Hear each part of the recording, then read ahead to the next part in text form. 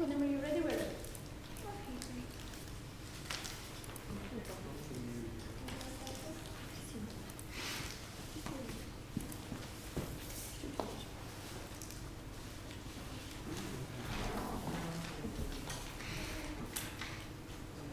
Tell me when I can start. Yeah. Could you also please give us the exact wording of the motion? Okay. So the motion is, universities should make all academic work they produce, including scholarly articles, course handbooks, and recorded lectures, available to the general public. Okay. Just a second.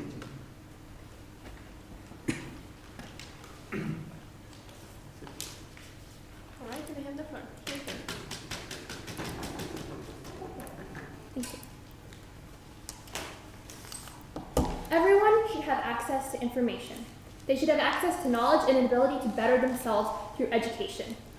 By supporting this motion, that universities should make all academic work they produce, including scholarly articles, course handbooks, and recorded lectures, available to the general public, we support education for all, no matter their economic status or their personal history.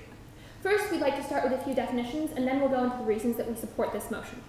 So firstly, we define academic work just as this motion defines academic work: articles, course handbooks, and recorded lectures. Things that people who work at universities produce and use their university salary to pay for their time to produce these things. We also believe that the general public is anyone. Anyone can access this information no matter how old they are or what their previous qualifications are. This ties into our belief in universal education for everyone who wants it. So firstly, we have 2 points. The first point is that universities will benefit from this motion. By releasing all of their work, they will gain a variety of advantages, and they will be far better off than they are currently in the status quo. Secondly, there are a variety of results for the general public, which will be extremely positive and will make our citizens more educated, more learned, and have better lives. So first, I'll go on to the necessity of this for universities. So I'm going to start with a quote from a study published just a few years ago about how research papers and research articles are kind of going out of style now. They say, back in the day, it was hard to distribute the results of research. Authors would submit typewritten manuscripts, and publishers took it from there. They talk about how it would fix errors, and they would hone language, they would typeset, but we don't really need this anymore. Now, if you ask any author what they want about their research, the answer is going to be that they want to have other people hear about their research. They don't do research simply because they want money, or they don't do it because they think it will make them famous. They're truly passionate about what they believe in, they're passionate about their subject, and they want to confer with others, and they want their whole subject to move forward and to become better.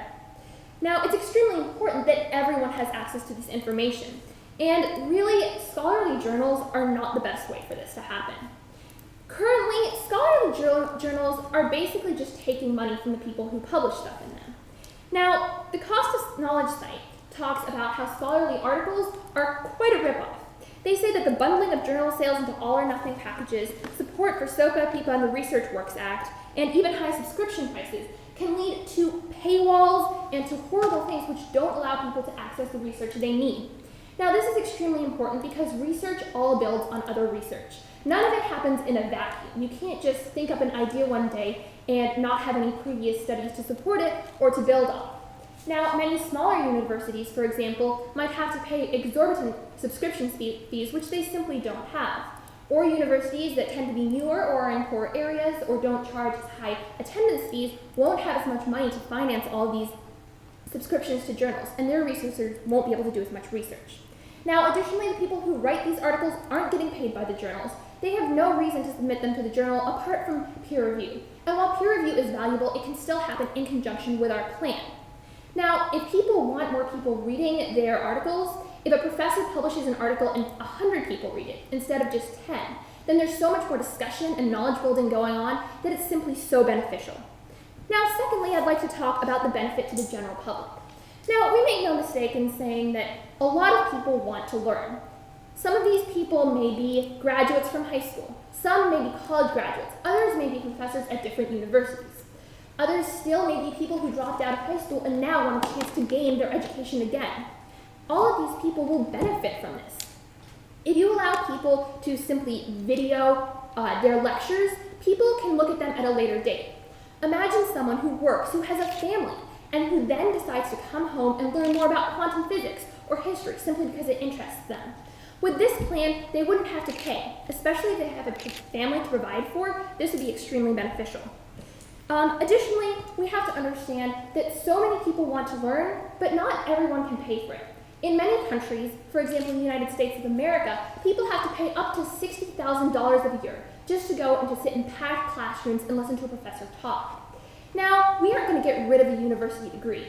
There's some aspects which simply come with it. For example, talking with professors, having group work, having papers assessed by professors, and even taking tests, which can't be done online. But simply making that knowledge available is extremely beneficial for everyone. So we won't be getting rid of the university degree, but we'll simply let other people gain more knowledge that you do see in this typical university degree type setting. So both of these points show that we're benefiting not only the universities, but also the general public, everyone, by instituting this motion. Because universities can make all academic they produce, including scholarly articles, handbooks, and recorded lectures available to the general public, they are bettering themselves and they are bettering others. And there's really no better way to do that than with this motion. Thank you. How much time at home we have? 8 minutes. 8 minutes, okay, we'll take 2 minutes.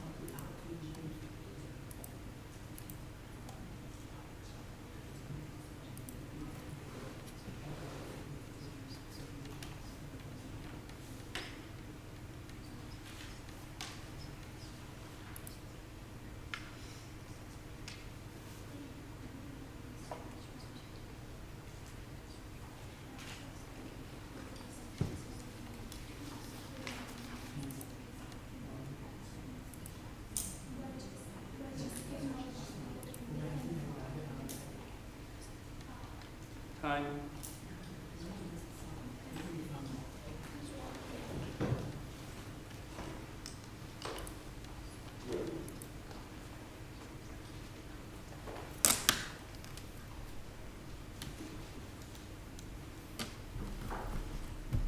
Can you say?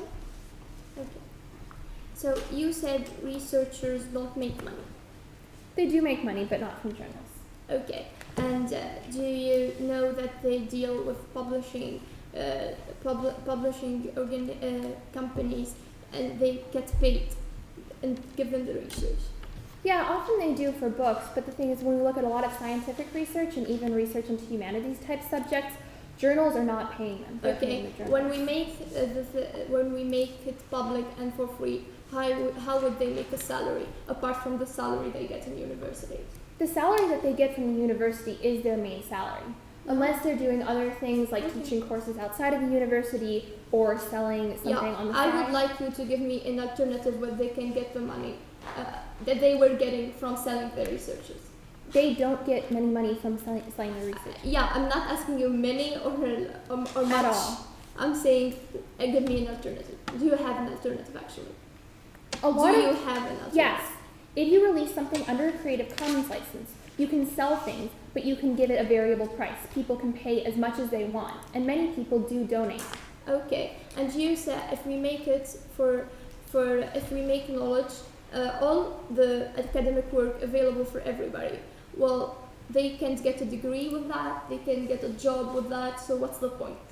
A lot of people are self-made people. For example, if you teach yourself how to computer so program... so you're basically saying if Harvard publishes all its work on how to become a lawyer or its courses on, then I suddenly become a lawyer just by reading it. No, but you become a lot better at debating, and you definitely will probably... So you said this has a lot of benefits. It will improve people, and I would love you to tell me how would it improve people in an economic way and in a social way.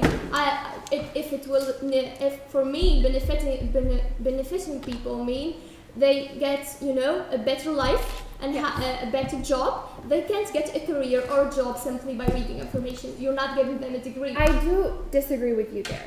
For example, if they already have a job and their speaking skills improve drastically because they're listening to so lectures on public speaking. you're taking one example and we're talking about a whole. Actually, let me make a statement here and say we're not against publishing some of it.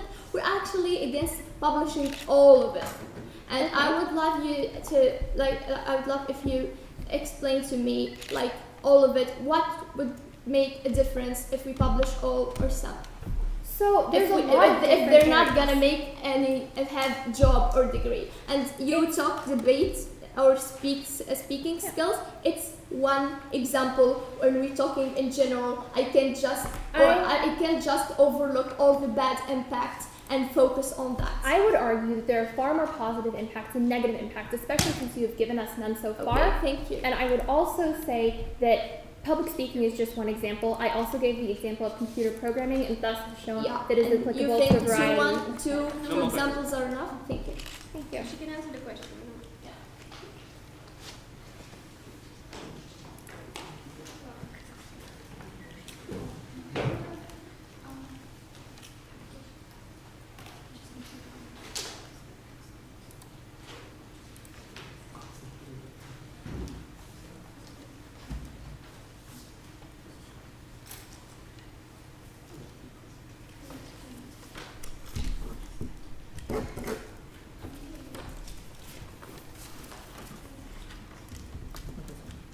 Very amazing, Araman. Actually, the motion of today is very interesting, which is that should universities make all academic work they produce available to the general public? But actually, I have a question here, which I will ask and answer at the same time.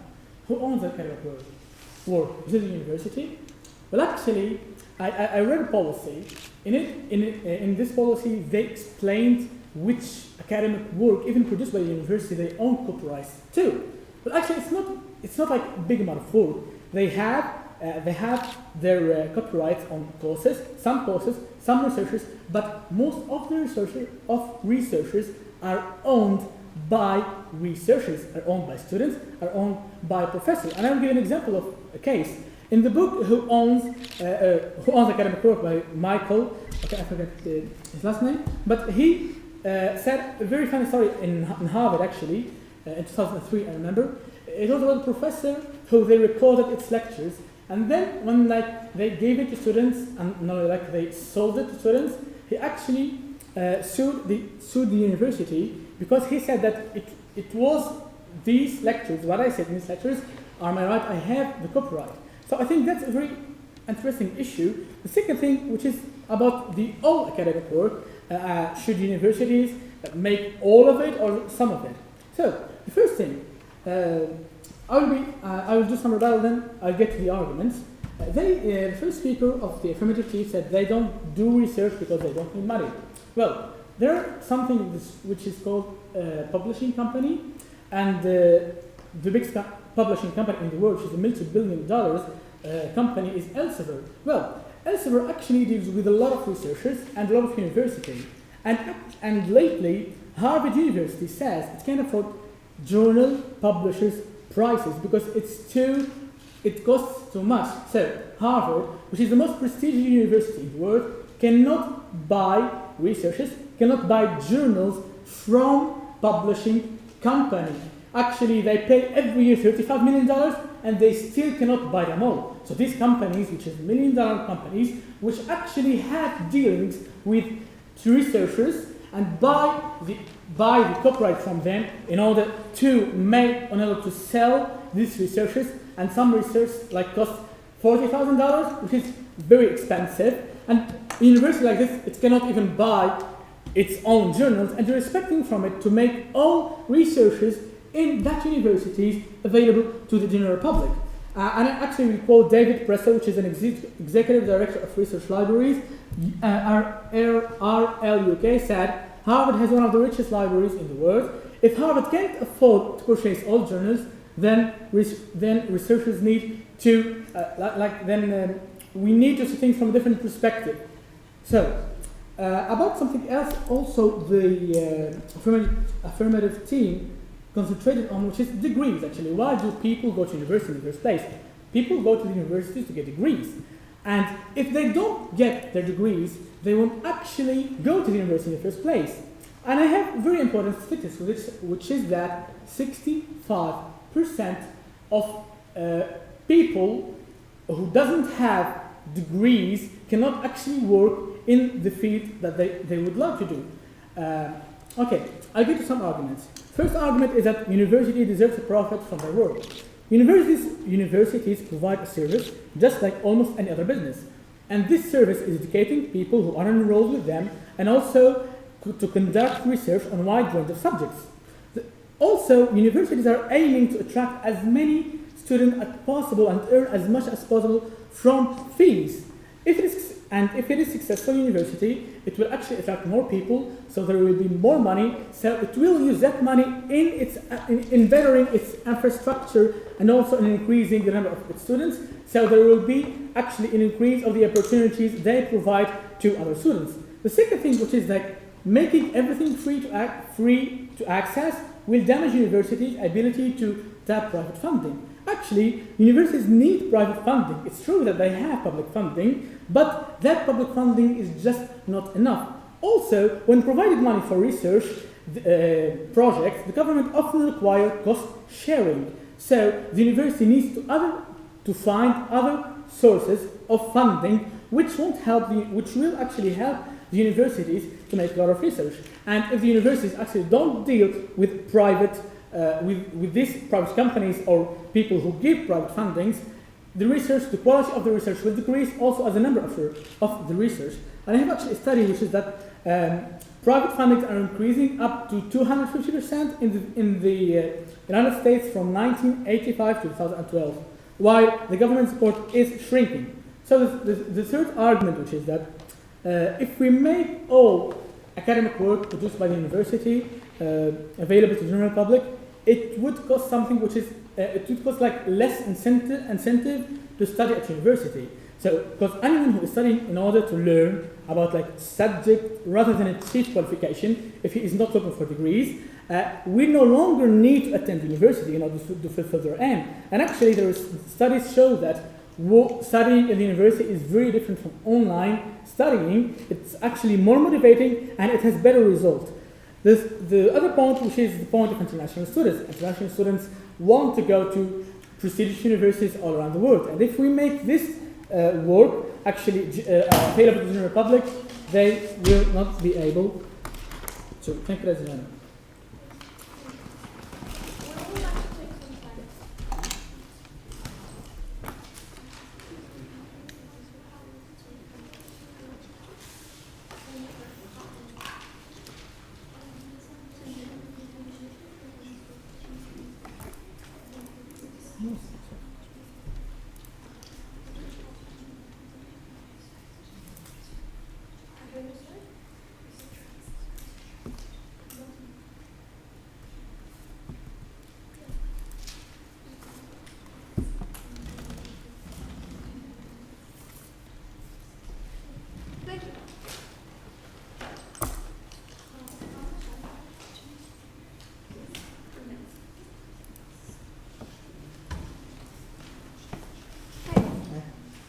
First of all, how much money do researchers do from publishing and research?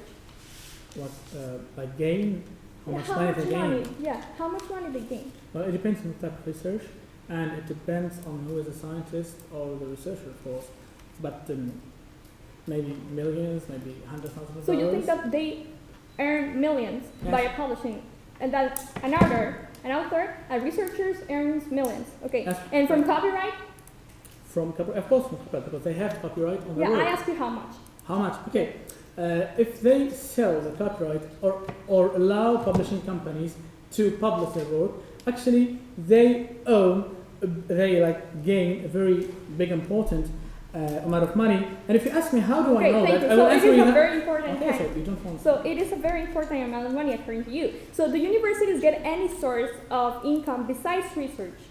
Besides research. Yeah, besides Yes, of return course. revenues. Yes, private fundings, fees, etc. And is the research profit a significant number in the university's budget? Actually, it's not that significant, but the thing here is that people who give private fundings are actually against this policy, which is making the academic work produced by the university So you think available that to the general public. So if we Thank you. Thank if you. we make this policy, Thank you. please let me explain to you. Well, No. but I have another But if question. you're not interested, Yeah, but you're Yeah, using my well, time. okay. Sorry.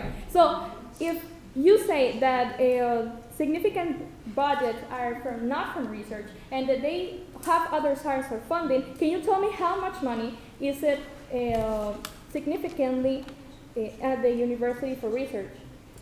for research, the amount of money, well, I told you that it is indirectly, they get billions of dollars and even millions of dollars, all the universities. Because people who give private funding are against this policy. They don't want for the academic work produced by the university to be available to the general public. Do you So have any actually, research if in it that? becomes available to the general public, all people who give funding, Yeah, you're private not funding, listening to my will questions. just don't give private funding. I ask you if you have sources for that. I think, well, of course, I have sources for that. Okay, you quote Yeah, someone. okay. Would you wait? Some private entity that is against publishing for free. Yeah. I have the Elsevier Committee for donation, which actually, donation because they donate some university, but actually they give funding to other universities, and they are totally, and they confirm that they are totally against open access to academic work produced by the university, because actually their company is gaining a lot of money of these researchers, this research they sell. Yeah. So Yeah. can you quote the name again, please? Elsevier. So yeah, do you know that that's a company for publishing journals and that they charge like, oh, thank you. Okay, thank you.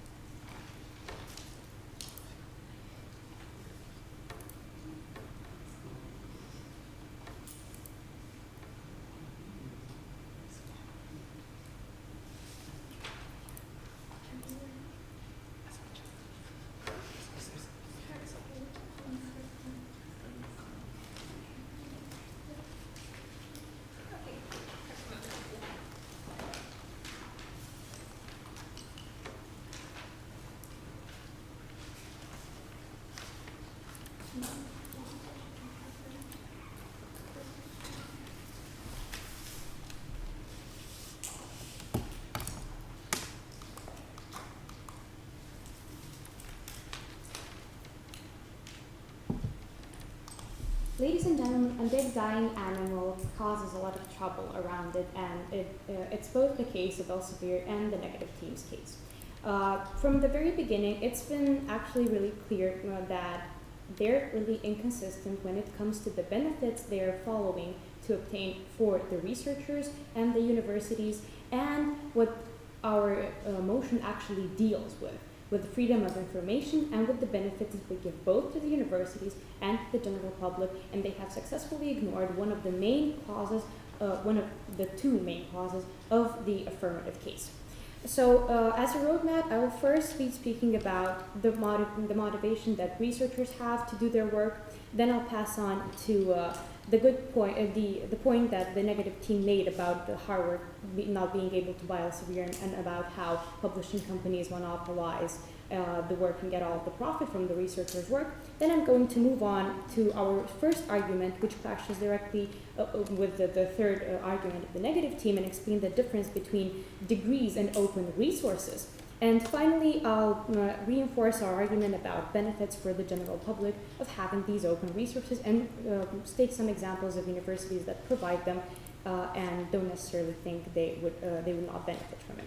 So passing on to the motivation researchers have to do their work. First of all, researchers don't get money from publishing their work. They actually have to pay publishing companies money in order for them to pass it on to peer review, to fund the paperwork and all of the other materials needed to be put into the process. And in the end, they only end up with their work being read by more people, which is actually what they meant for in the first place. Researchers and universities aim to produce more academic work, not in order to sell it, but in order for it to reach the public and to stimulate further research. Further research is actually hindered if it is more difficult to access this work.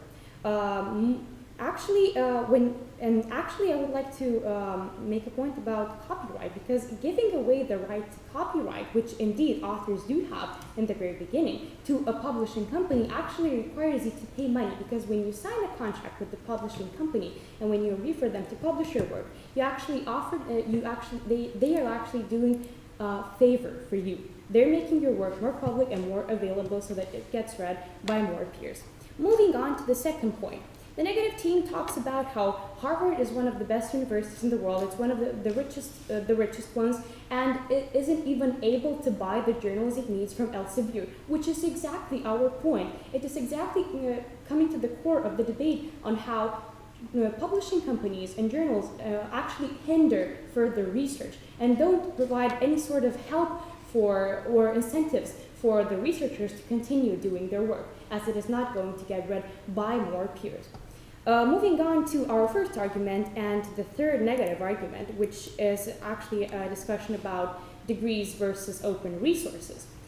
Our first speaker clearly stated that making academic work public isn't going to replace a university degree, because the university experience includes much more than just the resources you get. It's more than just the textbooks and writing the essays and doing some exercises, or it's also about communicating with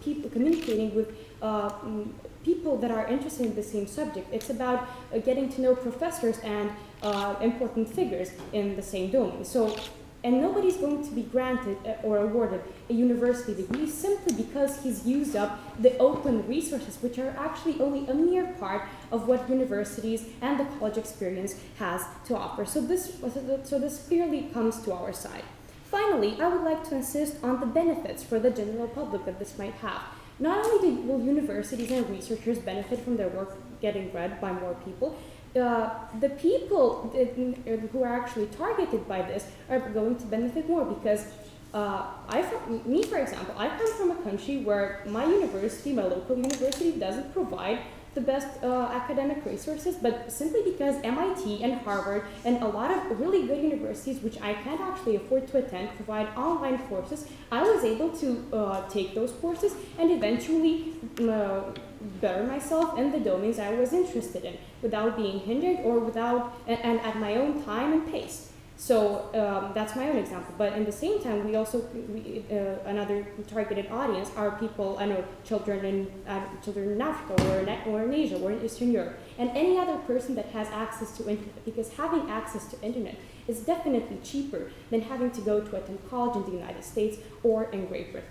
So for the reasons exposed, I beg you to propose.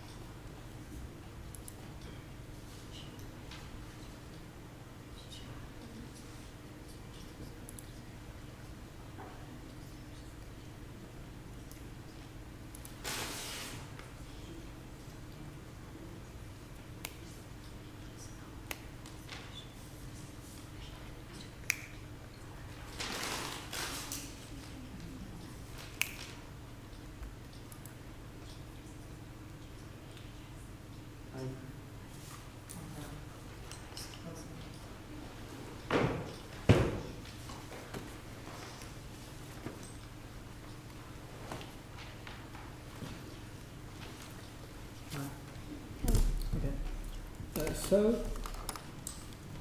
you talked about the publisher, right?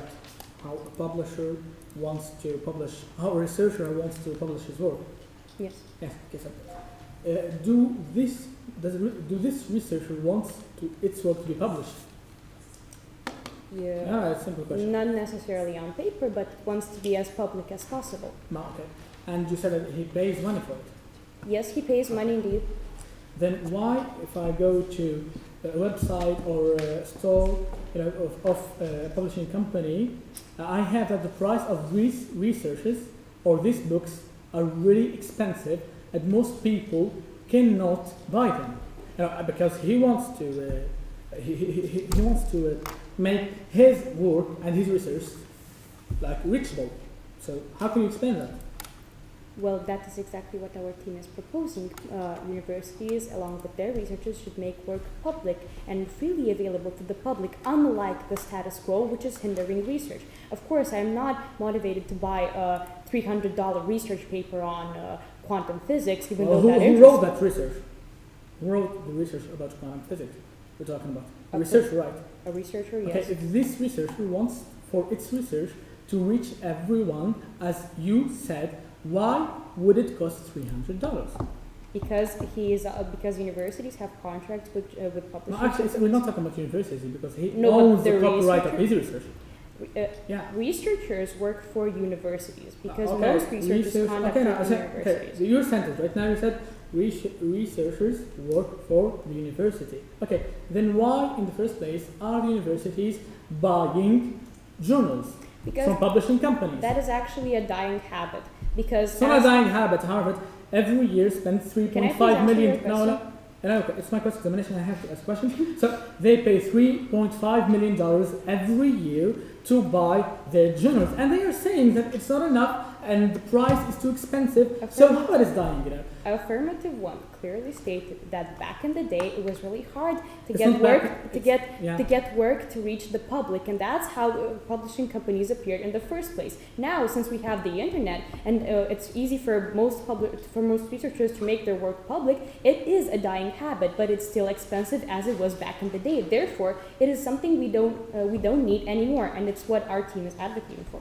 So you're saying that we should close all publishing companies and we should take the right of the researchers to publish their works as they want. Is that what you're saying? I don't think I said anything similar that you should. No, you said anything. No, I don't think I didn't say anything similar that we should close publishing companies. They're eventually Yeah. going to die on their own. How can, please explain to me this, how can a university make its researchers and its academic work available to the general public, okay, and they don't own it, and they don't have the copyright? It's not Exactly. theirs, it's the students, Exactly. it's the No. researchers. Copyright is actually a right that you can't take away from the publisher. I'm going to finish this. You can't take away copyright from the author, and that's included, enshrined in the So Bible. we rip them their No, copyright and they give them to the university.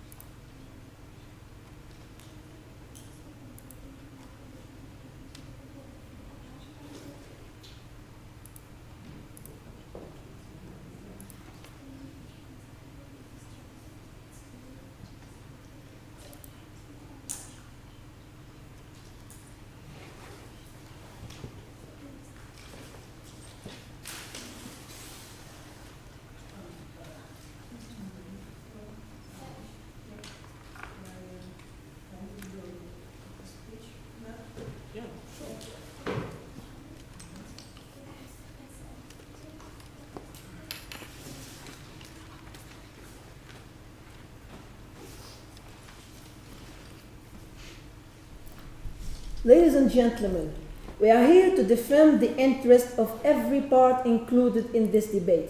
And by that, what do we mean?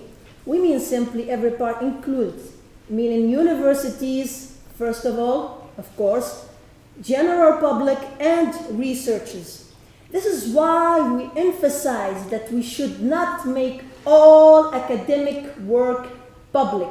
And let me emphasize on this all, because making all work, academic work, general to the public will only defend or will only serve the interest of the general public. Therefore, ignoring the interest of the university, therefore ignoring the interest of the researchers, and therefore ignoring the interest of every other part of it. The problem is, this is why we think that the case should not stand, because by providing some of the recorded from some of the general work public, we can actually benefit from the things they talked about, how to make people smarter, how to actually, improve their lives and all these things. But by making all, we are just simply ignoring the interests of the universities. Now, the affirmative team turned this thing into a more emotional, moral issue, ignoring the economic impact. They were just talking and explaining how beautiful and nice thing it would be if university just decided to make their work public. But please, let's keep this thing practical and real. It's university, people. It's not charity. They're not here making humanitarian actions. They're here to make fundings. They're here to make gains. And universities needs funding. This is a fact. Now, by making all their academic works public, this could actually cost up to £60 million according to an independent study commissioned by the government. Now, why taking such actions?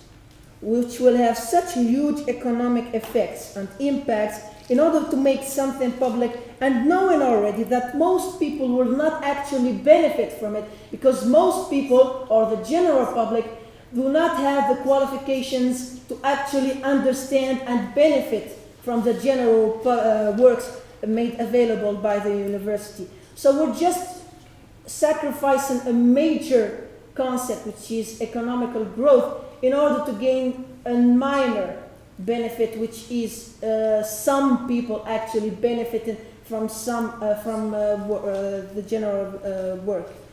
Now, of course, there are other things that actually could strike down in the interest of university and researchers.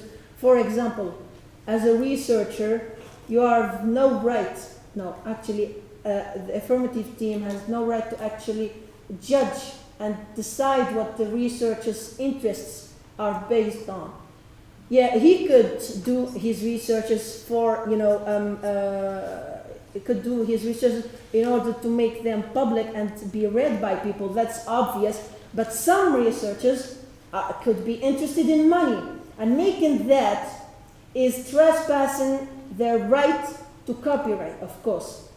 This is just ignoring the interest of the researchers and the universities. Plus, moreover, we are just ignoring again the interest of the third parties. Now, third parties are there to actually make universities' researches a lot easier by providing some funds. But the problem lies. Third parties are unlikely to be willing to provide help funding for research if they know that all the results of that research would be made open to anyone and everyone. These businesses are funding specific research to solve a particular problem with the intention, of course, of profiting from the result. It is obvious we are living in a practical world, not in a moral and charity world. Most people are here to make money in order for them to live. And this is why we think that our case should stand, because it serves the practical aspect of our world. And thank you, ladies and gentlemen.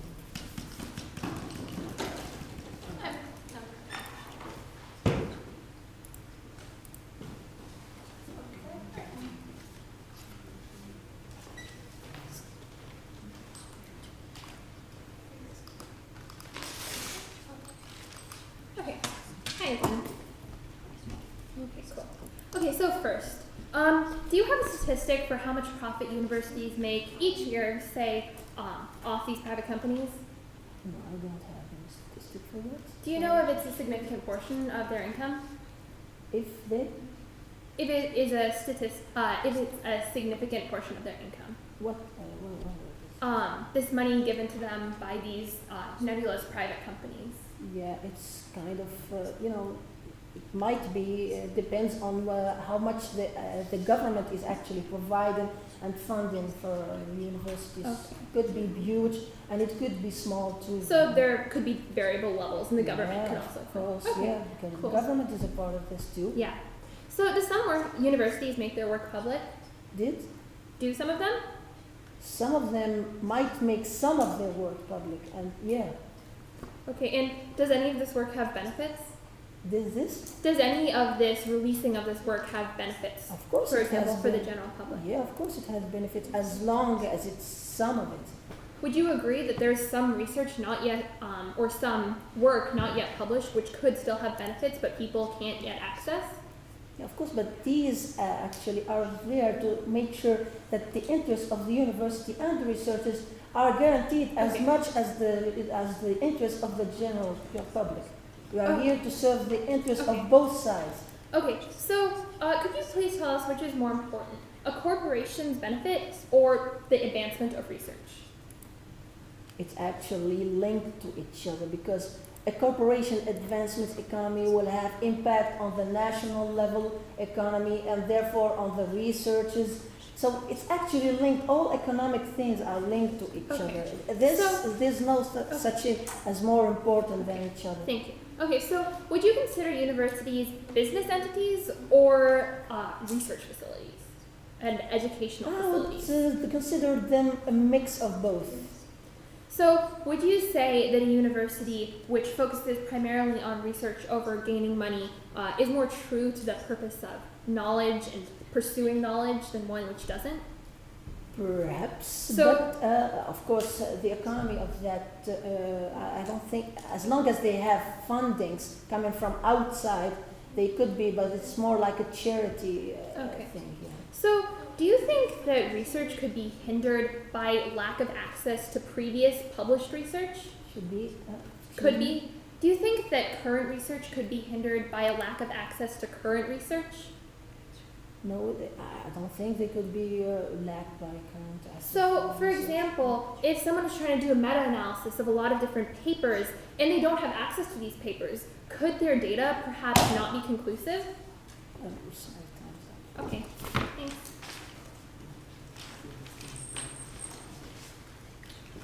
Okay, you got 6 minutes left. Okay, we'll take them. Please continue.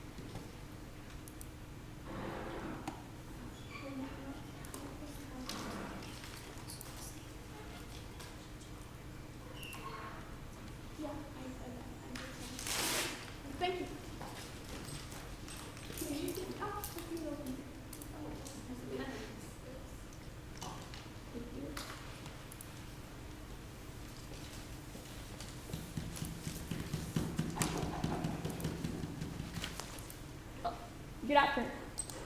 First of all, we asked the affirmative Tim if he could quote a private source that was against free publishing, and he quoted Elsevier. This publishing company, especially journal publishing company, charges big fees to subscriptions, and even they admitted that Harvard can't afford it. If Harvard can't afford it, aren't they telling us something like we can't afford it either? So why shouldn't it be free?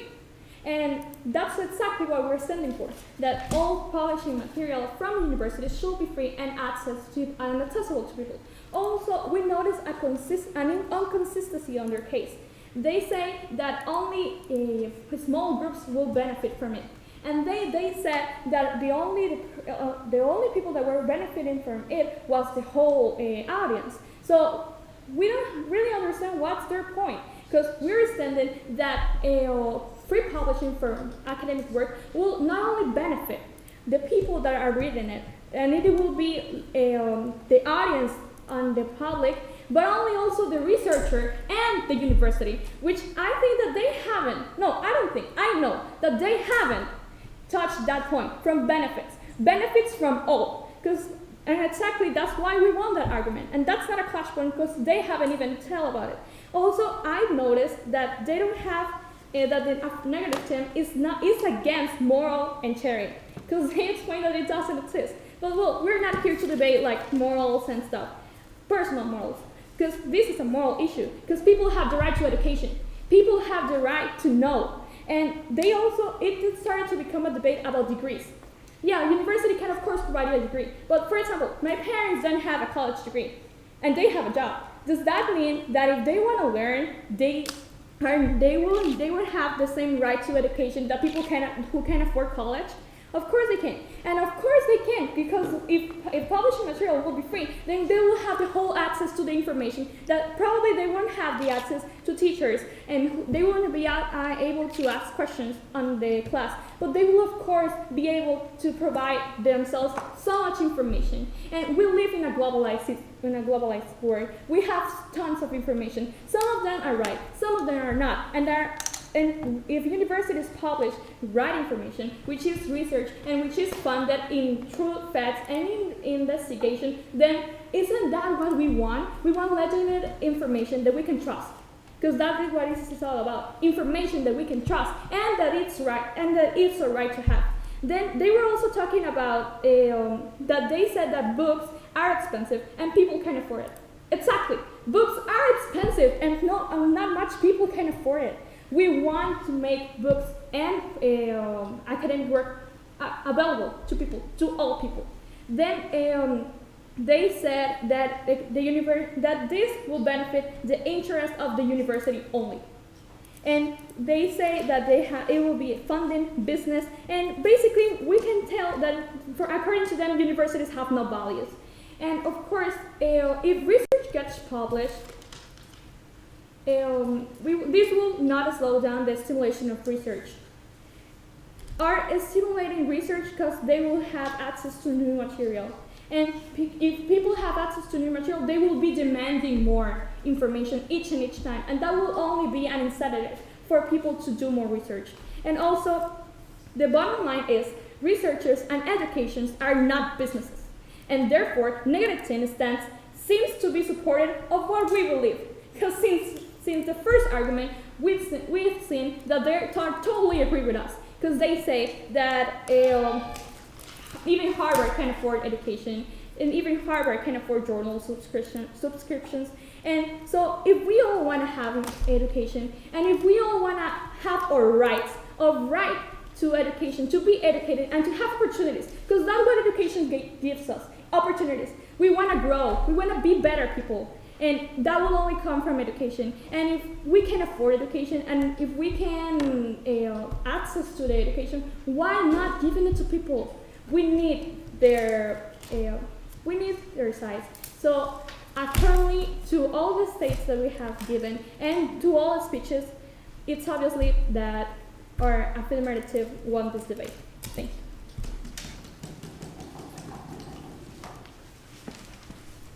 You have 3 minutes left.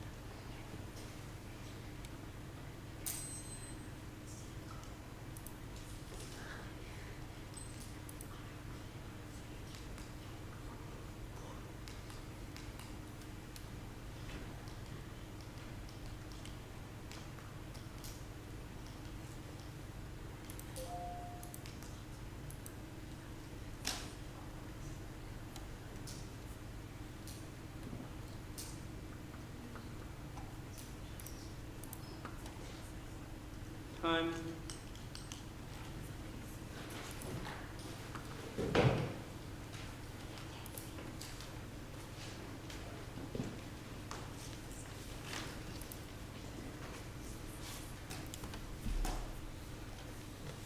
Can I start? Okay. My team defends a case which is that we are okay if some of the academic work is published to general public, but we're against all of it. And we demonstrated through the way how, and I will just recall that and make sure to tell you that we strike a lot of the other team's argument. The other team said that making all academic work accessible to the general public have good impact on them, which we agree with to a certain extent. But they overlooked that in this case, the university is losing a lot of money. And we demonstrated that by giving the example of an independent study commissioned by the UK government that if we make all UK's publicly funded scientific research free for anybody and everybody to read, it could cost up to 60 million pounds per year. Other thing, the affirmative team also said that improving research and its level is of a paramount importance, which we agree on again. But by making all academic work public, the people who are behind private funding will cut it. Actually, simply because for most universities, even if the government is generous when it comes to funding, it will still need money, as some projects require private funding. When providing money for research projects, the government often requires a cost sharing, so the university needs to find other sources of funding. And actually, the private companies won't be give fundings for research if they know that all the results of the research will be made open. Won't give money actually if they know it will be made open to anyone and everyone, because these businesses are funding specific research to solve a particular problem. And we are helping the world here by funding research for cancer, for medicines, and a lot of things. They won't give money if they to solve this particular problem. They give it with the intention of profiting from the result. They won't give the money if the result is made public. Moreover, the other team used our argument to say that if Harvard can't pay for some research, then so the general public. But again, they focused on one party included in this motion, and again overlooked the fact that by making them free, all publishing companies around the world will end up broke. So making some of it public, people could benefit from the information that are published, some research, and other people could get scholarships and go study at the university and have access to all the research they want, and the publishing company will keep its business running.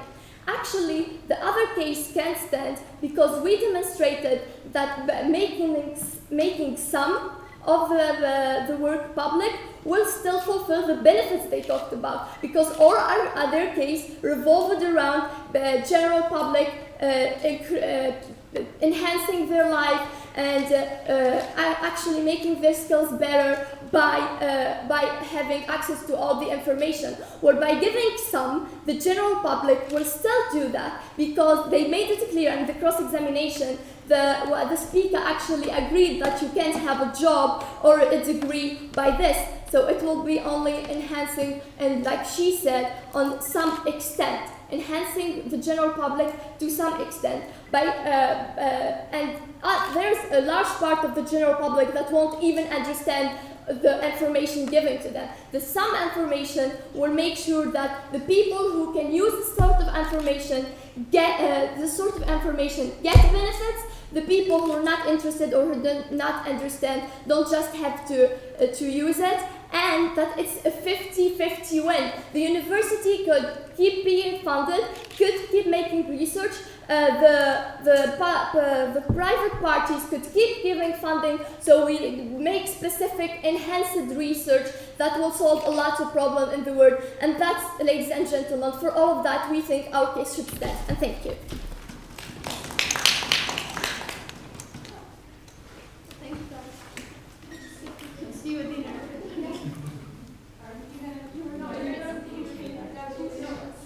Shake hands, be friends, and leave this room so we can, be judges. Tomorrow's event is going to be about the Tomorrow's Yeah. But you'll most probably be on the other side. Oh, yeah, sure. Thank you. Yeah. Do we have to give these to the info desk? I don't think we can. Well, I think it's difficult for you since we won't give you feedback. Right. Oh, okay. Yeah. They said that.